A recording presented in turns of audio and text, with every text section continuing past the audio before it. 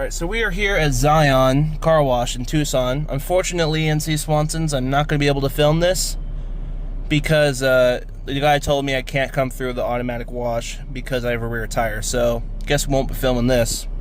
He wanted me to call this Franken wash, so I guess that's what we're going to do.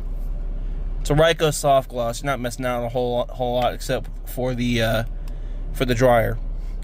So I guess on to the next thing.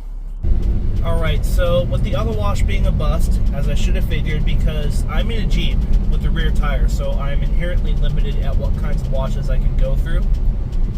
So with that being said, we're going to continue on to Green Valley, Arizona to visit the very appropriately named Green Valley Car Wash. Now there's a bit of history behind this place, and I will explain it now as I know it, which will help set the stage for when we get there.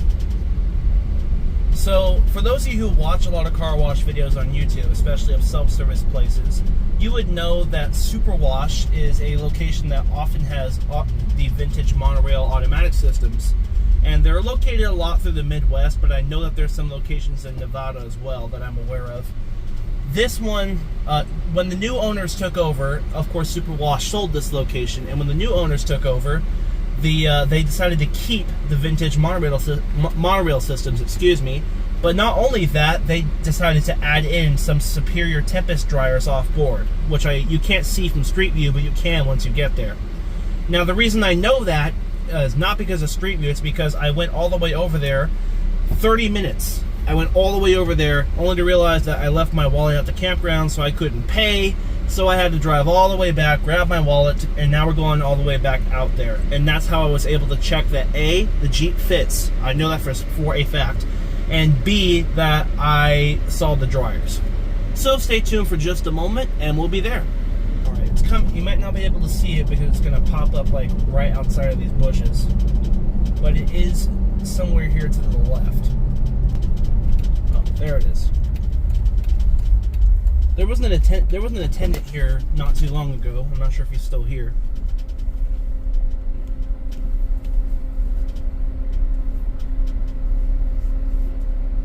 You can see the monorail in the next bay that's already running. This is going to be cool. I have not seen a monorail in person ever, so I'm quite happy. So we're going to take the 950 wash.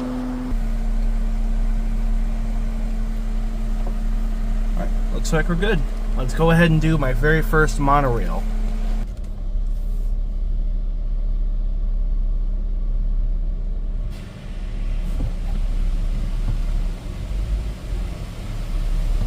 We're getting an overhead rinse? I've never seen that on a monorail. That must have been retrofit.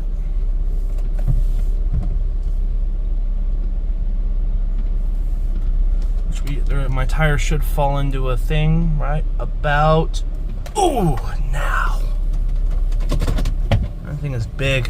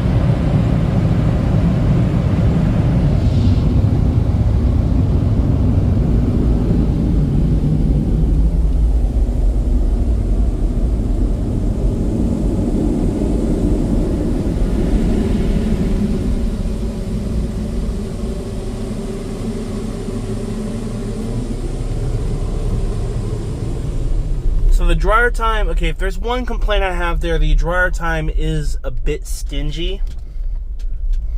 Would have liked it if it lasted maybe another 30 seconds. I think it only gave you 35, which is kind of low. And second, I certainly think the rest of the wash was solid. I mean, I have a lot of bugs, so the windshield isn't quite clean. But that doesn't surprise me given that touch-free system struggle. And there's tree sap on here too. But it helped it out a little bit.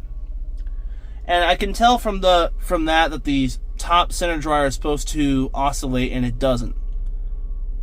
So anyway, hope you enjoyed it. I also love that I think that the overhead rinse was retrofit as well as the dryers. So this site seems really well taken care of, not gonna lie. Anyway, that's all I got. Hope you enjoyed, and that is it.